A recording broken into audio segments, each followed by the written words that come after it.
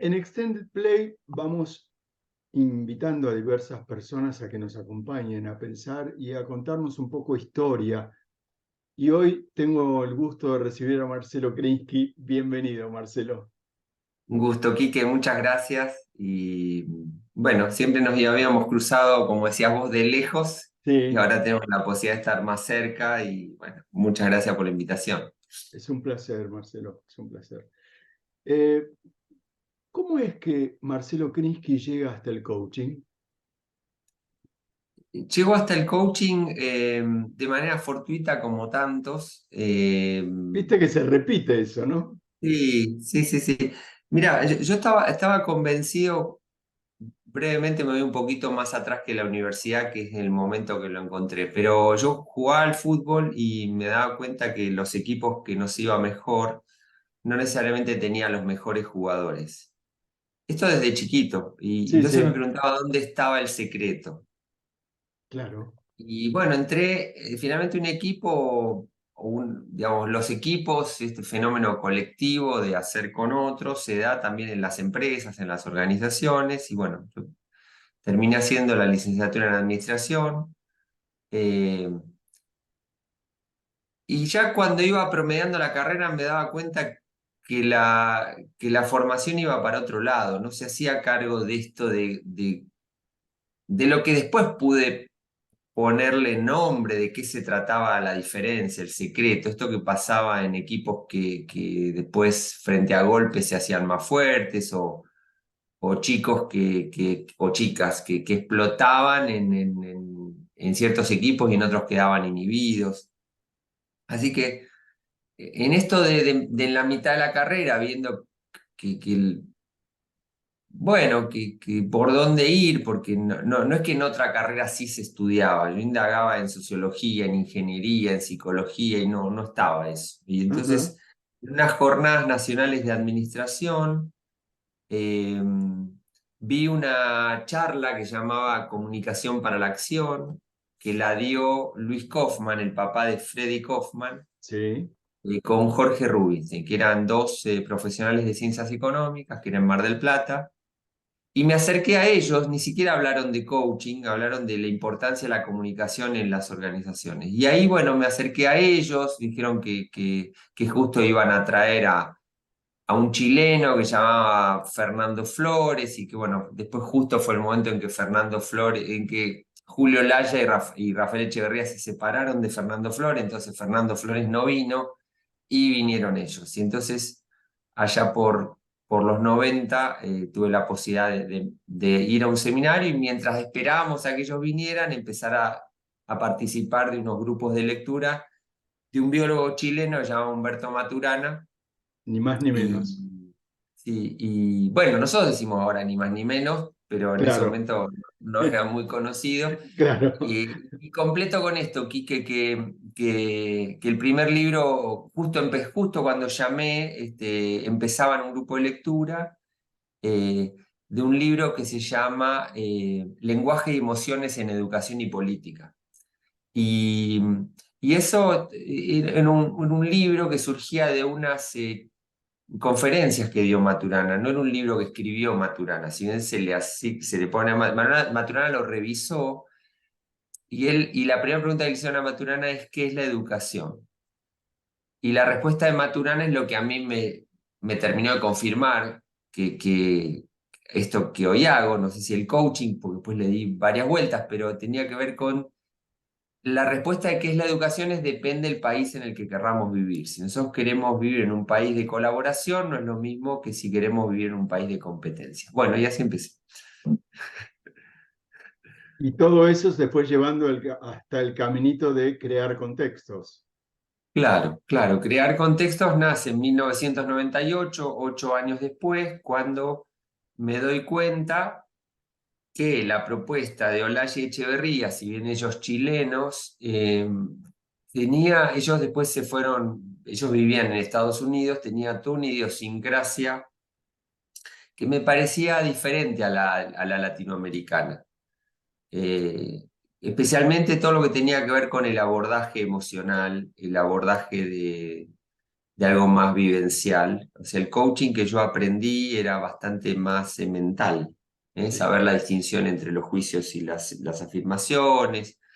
Entonces, lo que pasaba en la experiencia, aún con coaches recibidos, es que si estaban en una discrepancia, porque para mí lo genial que tenía que ver la multimirada, salir de la mirada única, la multimirada que planteaba Rafael y Julio, estaba en qué hacer cuando discrepamos. Porque si dialogamos estamos todos mirando más o menos lo mismo. La cuestión es que el mundo que se venía era un mundo donde íbamos a requerir desarrollar una inteligencia eh, para incluir lo diverso. Y a mí me pasaba entre los coaches que en cuanto decía algo que al otro no le gustaba, escuchaba respuestas como decir, ah, bueno, es tu juicio. Y eso a mí me producía algo muy feo, porque Suena, hablando ¿eh? mal, ¿lo escuchaste vos también? Sigue sonando, sí, Sigue sí, sí. sonando, claro. Entonces yo digo, al que recibe el es tu juicio, yo tengo la vivencia, no sé si a todos les pasa así, es que ahora me sigo cagando en el otro, pero con coaching, ¿no? Y yo digo, entonces esas cosas a mí me fueron diciendo acá hay que darle una vuelta. Digo porque en esto que nos quedamos con palabras de moda, si yo le digo a alguien cuál es tu quiebre para decir cuál es tu problema, la mayoría de la gente no va a entender de qué le hablo, Tal pero cual. el que pregunta tampoco comprende de qué habla, porque eh, entonces esto de hablar en difícil, de hacernos los leídos porque leímos ontología del lenguaje, eran todas cuestiones que a mí me generaban una profunda rabia porque me parecía que estábamos perdiendo una oportunidad. ¿Y cuál fue la Al día de hoy sigo creyendo lo mismo. Por Bien. favor. ¿Y cuál fue la oportunidad que vos recuperaste desde tu punto? Eh, Francamente creo que bueno, cuando nosotros fundamos Crear Contextos y después en el 98 también hice una, una encuesta. Nosotros teníamos la suerte de ser de los primeros, entonces nos conocíamos con toda la gente de distintos países que nos formábamos en este coaching, porque Julio y Rafael fueron los primeros que empezaron a formar. Flores no formaba, Tim Galway no formaba. Bueno, en el coaching ontológico, por lo menos, Sí, Galway no hacía coaching ontológico, pero a mí me hubiera gustado quizás conocer más de eso, porque yo venía del deporte y Galway se preguntaba qué conversaciones tiene un tenista, las conversaciones privadas, ¿no? Y sí, sí, cómo, de sí. acuerdo a lo que me diga, cuando tiré la pelota afuera, cuando parecía fácil o cuando hice una doble falta, me parecía muy interesante. Pero eh, te decía, en esa encuesta surgió, le pregunté a 250 personas de 19 países si ejercían como coaches. Y solo el 7,5% respondieron que sí. Significaba que el 92,5% no. Y este no era el coaching no estaba planteado como una terapia, estaba planteado como un programa de formación de profesionales.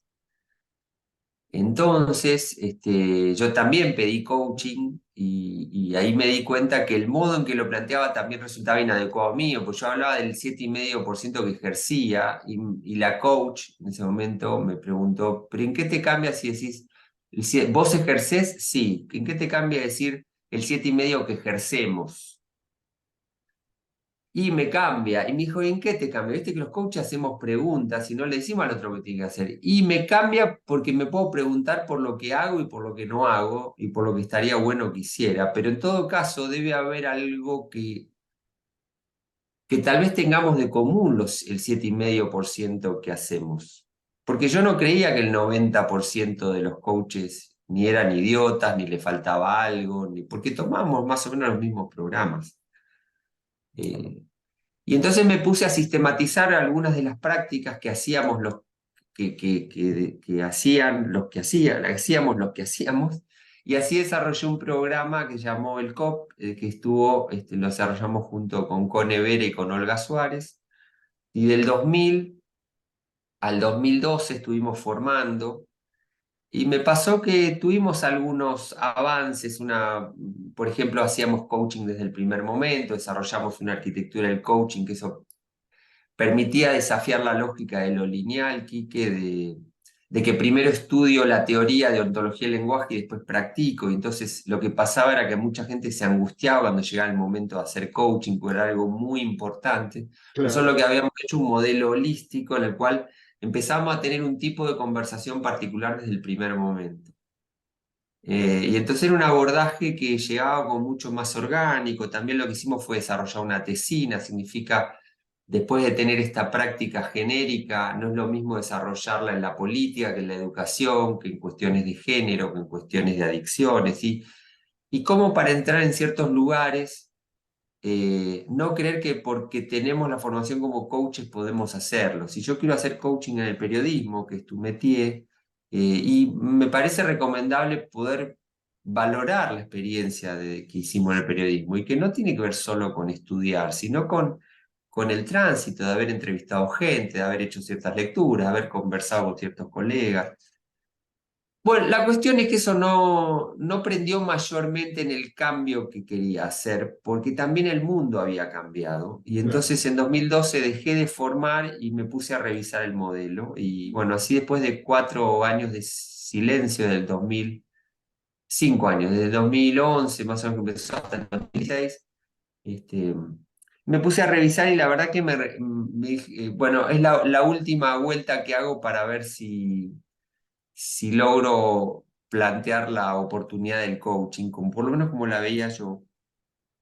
Entonces, bueno, planteé un modelo que llamó Coaching para el siglo XXI y me di cuenta que había un problema en las bases del coaching. Entonces, le preguntaba a coaches certificados si conocían los postulados o los principios, y la verdad que no, la mayoría no solo no veía las consecuencias, sino que ni se los acordaba. Mm. Y entonces yo no tenía ningún problema con los postulados, pero sí había alguna dificultad con los principios. Y entonces me puse a revisarlos y así salió el libro Clínica Avanzada de Coaching, de una trilogía llamada GPS para Coaches y Coachados del siglo XXI, una conexión con lo vital.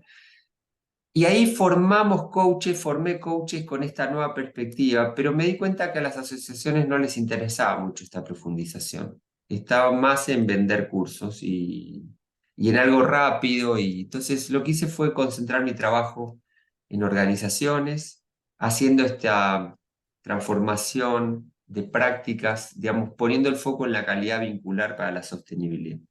Quizás como verás me falta síntesis, sigo trabajando a ver si la logro, pero espero que para el que escuche esto se le haga entretenido. Seguramente sí, y no era, no era necesaria una síntesis, sino un poco conocer justamente estas cosas que hacen que de pronto la inspiración les pueda llegar a alguien a través de lo que vos has ido haciendo o seguís haciendo. Mm. Eh, Estamos al final de esta primera parte.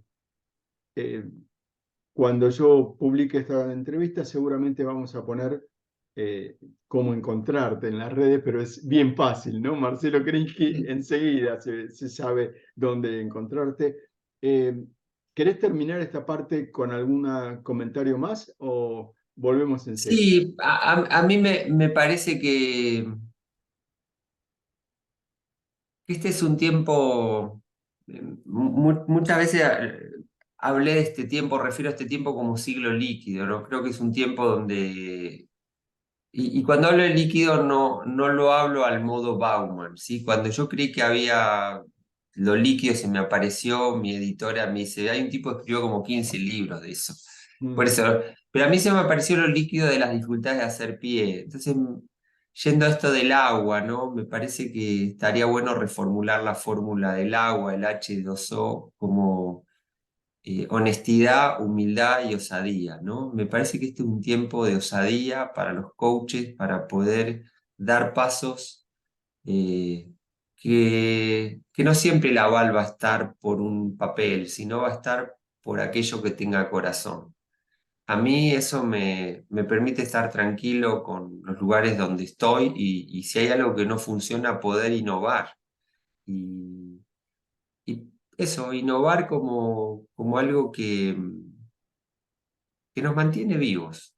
Entonces esa es la invitación a la fórmula del agua, también reformulada. Muchísimas gracias. E interrumpimos un instante y volvemos enseguida.